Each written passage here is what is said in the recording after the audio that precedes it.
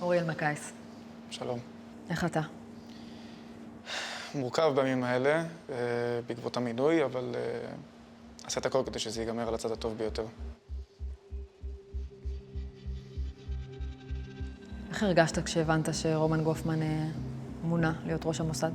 וואו, תחושה כואבת. גם מהפן שלי, האישי, בעיקר אכזבה שאדם כזה ממשיך להתמנות וממשיך להתקדם, מרתיע ומפחיד לחשוב שאדם שהשתמש בי והפקיר אותי יהיה אחראי על אמונם של סוכני המוסד, ויש סיכוי שיום אחד הוא יפקיר גם אותם. להפקיר? לא מילה קצת חריפה? לא.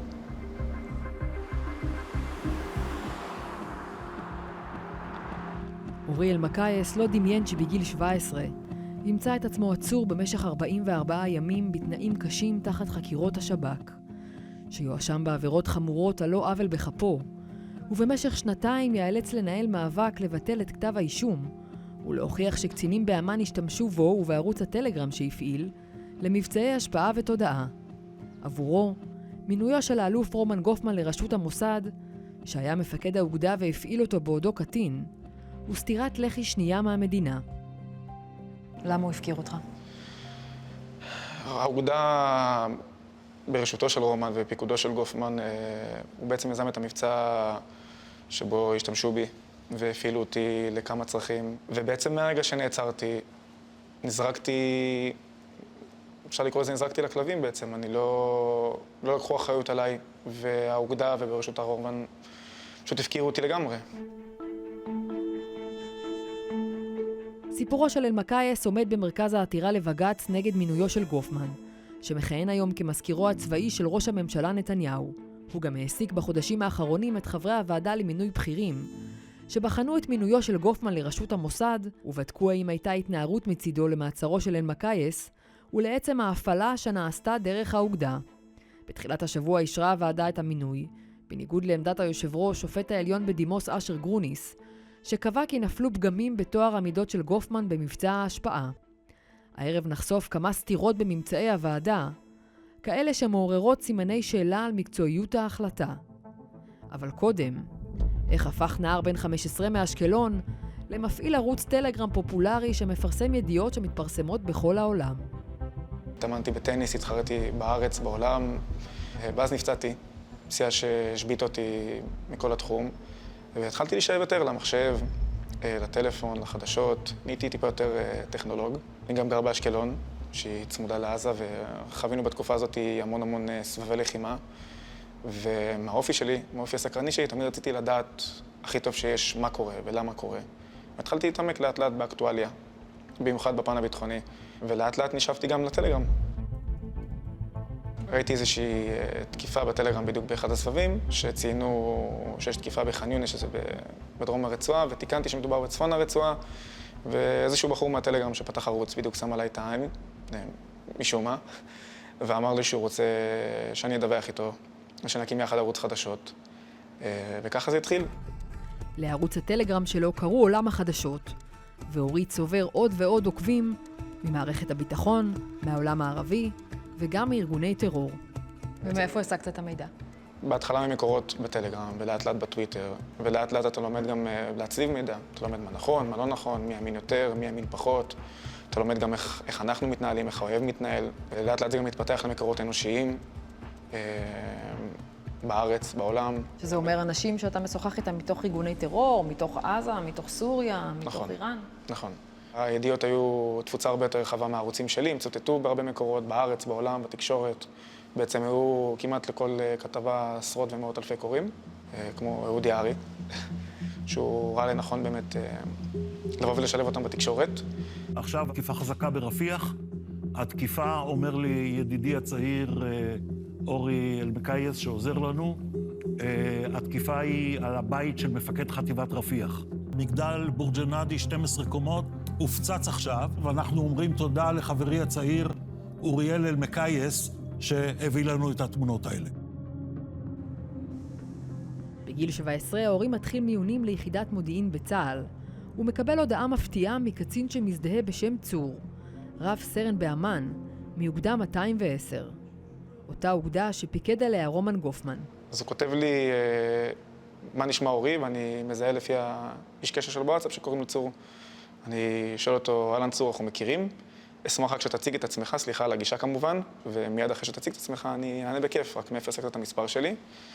הוא מציין איש קשר מהטלגרם שהביאו את המספר, ואז הוא ישר מציין שהוא קצין במודיעין. וזה כבר פתאום מעלה לי נורות אדומות וסימני שאלה, כלומר, למה שקצין בחיל המודיעין יבוא ויזדהה בפני אזרח בוואטסאפ? ולמעשה אחרי שאני מבין ומאמת את הצוות של צור, אני בעצם שואל אותו, מה אתה צריך ממני?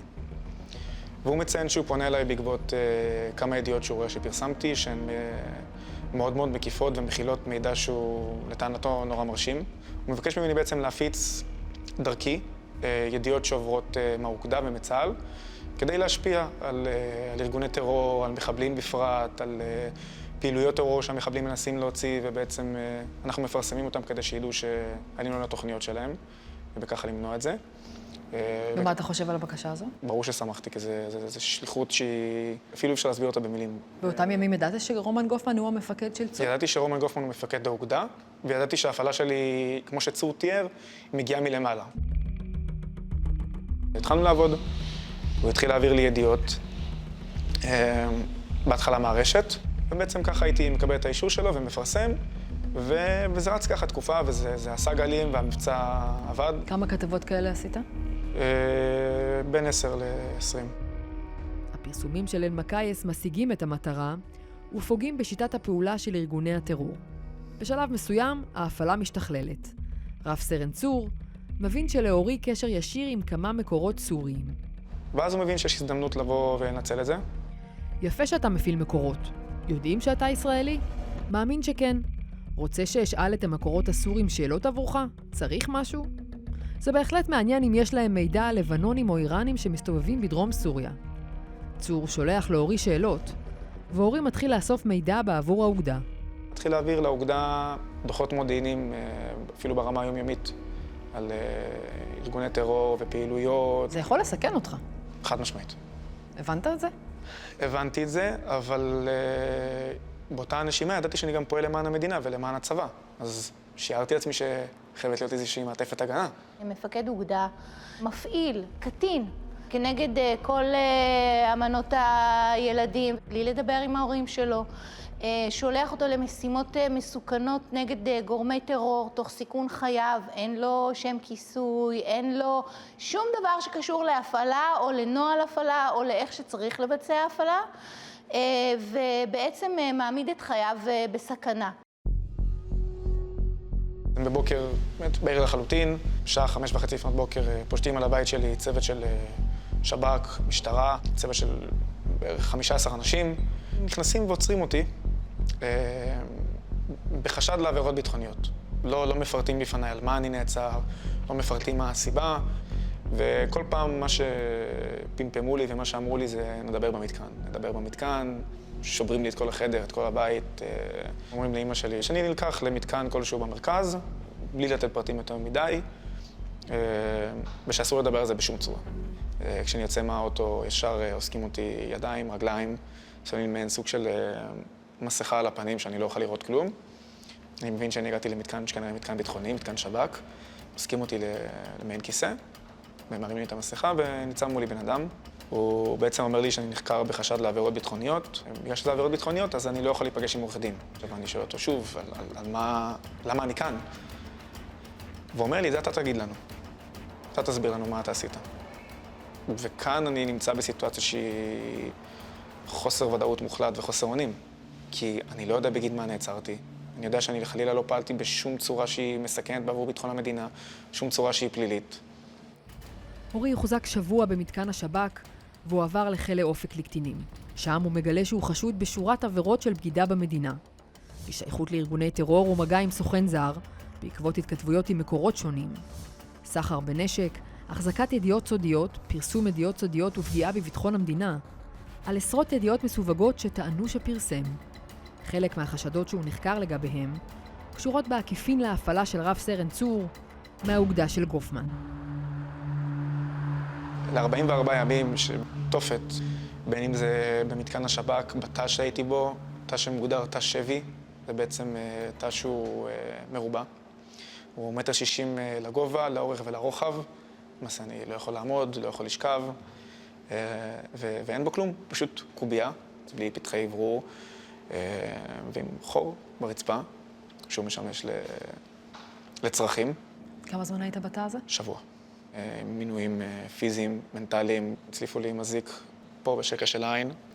הם היו עינויים של מניעת שינה. כל 5 דקות הגיע סוער עם אזיקים וממש פוצץ את הדלת כדי שאני לא אוכל להירדם, כדי להעיף אותי, לשבור אותי. אנחנו ראינו את אורי בימים הראשונים למעצרו, אחרי שהוא הוחזק במרתפי השב"כ ואיים להתאבד. הוא לא יכל היה יותר לשאת את העינויים הקשים והחריגים, לא מדובר במעצר רגיל. נעלו אותי ברכב במשך כמה שעות עם ביגוד ששמו עליי שכבות עבות, לפני כן אזוק ידיים ורגליים. סגרו לי את הפתחי אוורור, הפעילו חימום. אנחנו מדברים על חודש מאי, בחניון תת-קרקעי רותח. ובעצם נשארתי שם כמה שעות עד שאיבדתי הכרה. חוויתי חוויה שהיא טראומטית לכל החיים. ביצעו סוג של פגיעה או הטרדה מינית בעצם, באיזשהו חיפוש שהם עשו עליי. שזה חלק מהתופת והטראומה שנשארה איתי לאורך כל הזמן. במשך כל החקירות, אורי מתעקש מול החוקרים שעבד בשיתוף פעולה עם צה"ל, דווקא כדי לשמור על ביטחון המדינה. וכי הופעל בידי קצינים, הוא פרסם ידיעות לבקשתם. החוקרים פונים לגורמים בצה"ל כדי לאמת את גרסתו, והם משיבים כי נעשתה בדיקה יסודית ואלמקייס לא הופעל. נעשתה ועדת בדיקה מיוחדת על ידי הגורמים המוסמכים. שאלו אותך מר גופמן שאלה מאוד מאוד ספציפית. האם הנער אורי אלמקייס הופעל על ידי האוגדה שלך, כן או לא? ידעת, לא ידעת, היית צריך לבדוק את זה שנייה. אבל התשובה שנתת היא לא. היא תשובה שקרית שאפשרה את החזקתו של אורי במעצר לאורך תקופה של 1.9 חודשים. לו הוא היה אומר כן, הפעלנו אותו, הכל היה נחסך. פרשייה ביטחונית חמורה, במסגרתה הודלפו ידיעות סודיות ברשת על ידי חייל לשעבר בחיל המודיעין.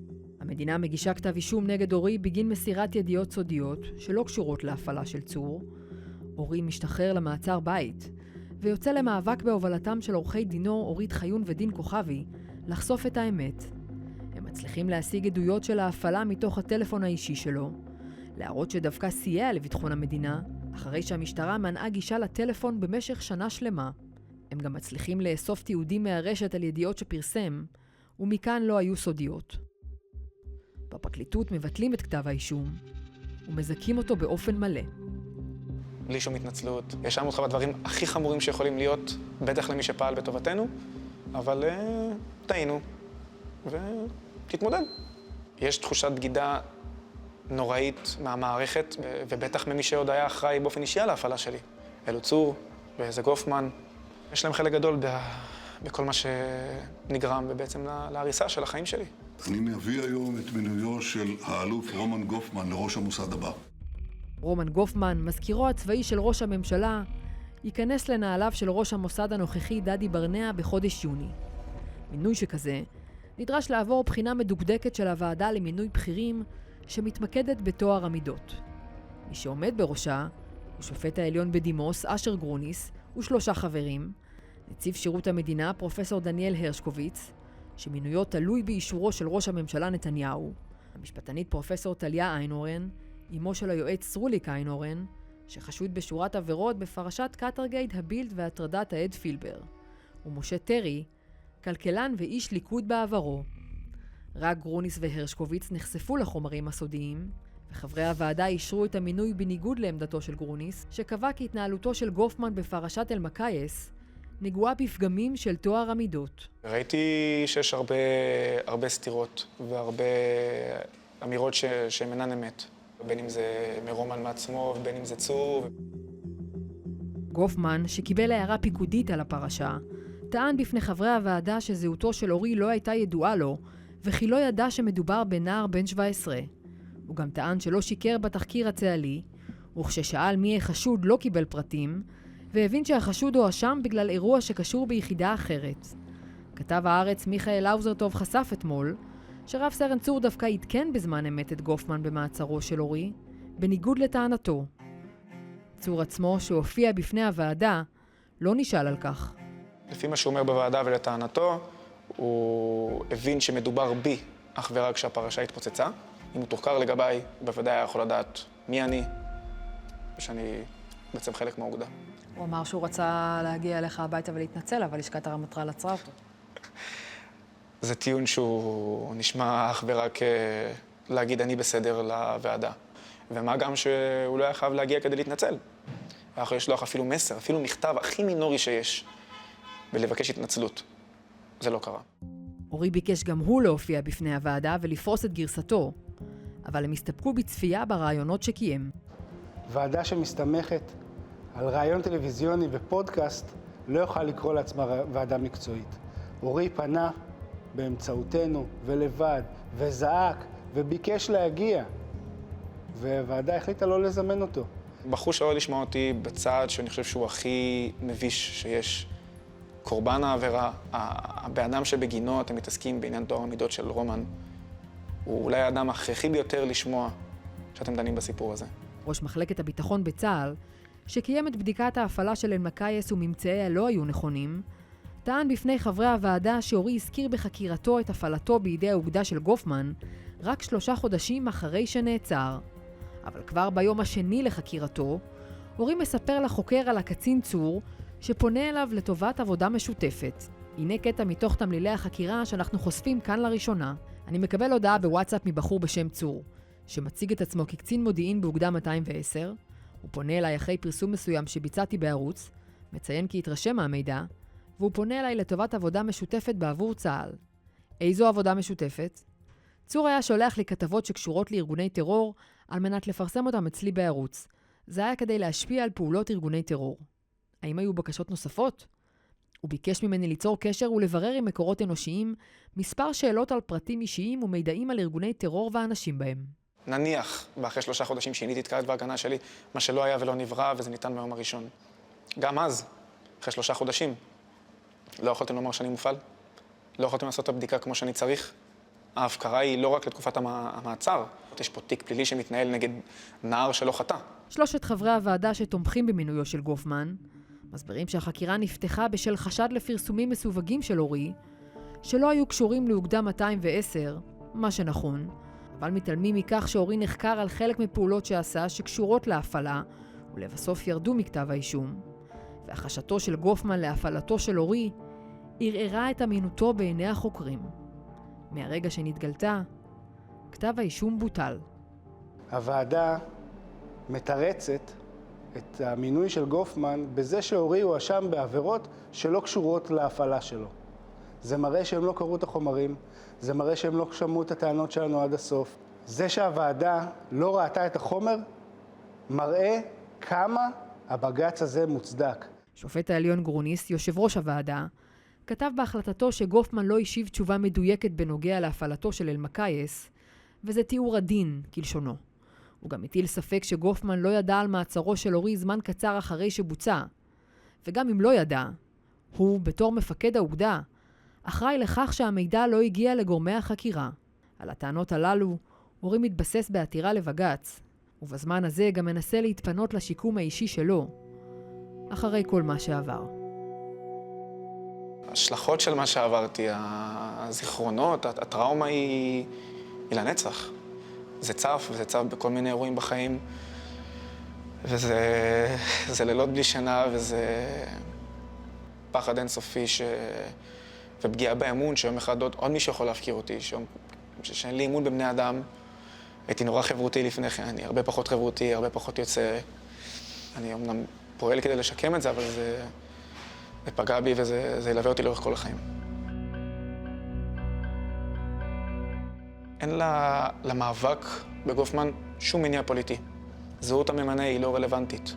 המאבק הוא מאבק של צדק ואמת שלי, על מה שעברתי, על ההפקרה שעברתי, והמאבק למען ביטחון המדינה, ומאבק למען ביטחון המוסד, שאיש כזה אינו ראוי לעמוד בראש ארגון. היום הוא הפקיר אותי, נער בן 17, אבל מחר הוא הפקיר את סוכני המוסד.